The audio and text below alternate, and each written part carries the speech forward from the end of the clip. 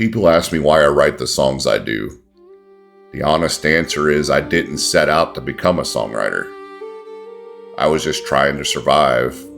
I survived war, I survived coming home, and as it turned out, those aren't always the same battle.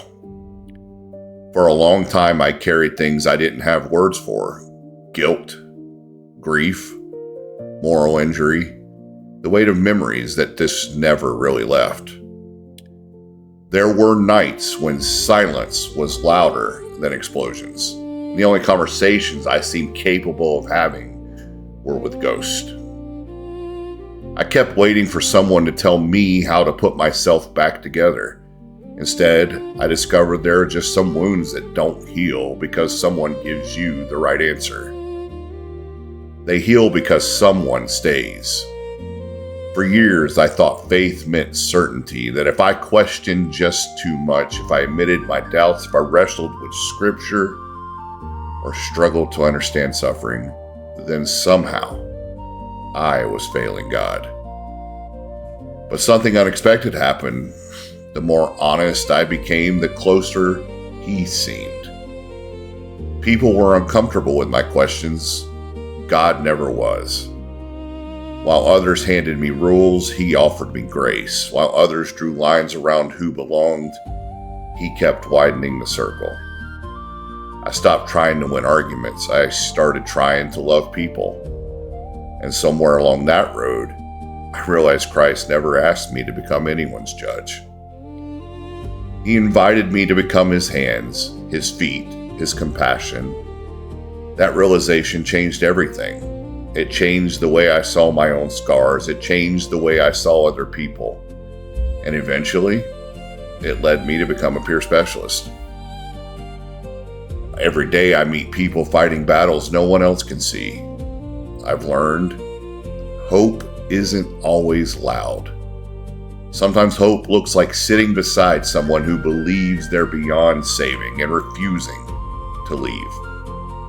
Sometimes healing begins with hearing 4 simple words: "I'm still here, friend."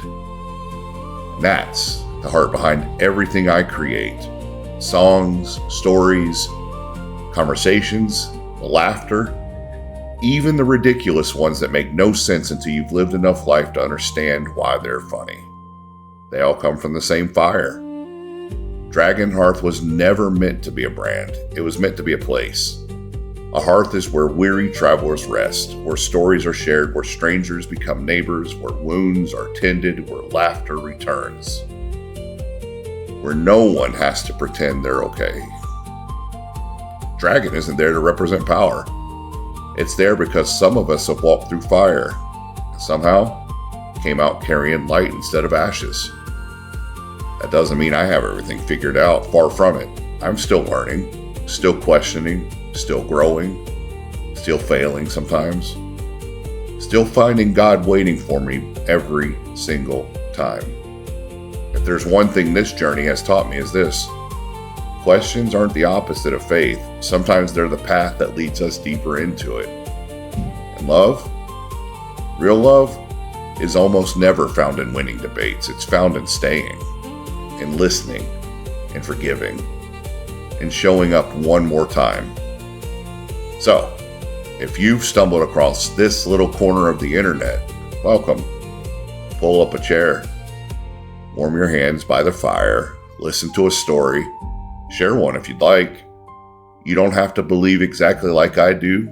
You don't have to have your life together. You don't have to pretend that you're not carrying something heavy. You don't have to carry it alone. Because I've learned something worth passing on. Community is life. Isolation is death. So wherever this road takes us, we'll keep that fire burning together.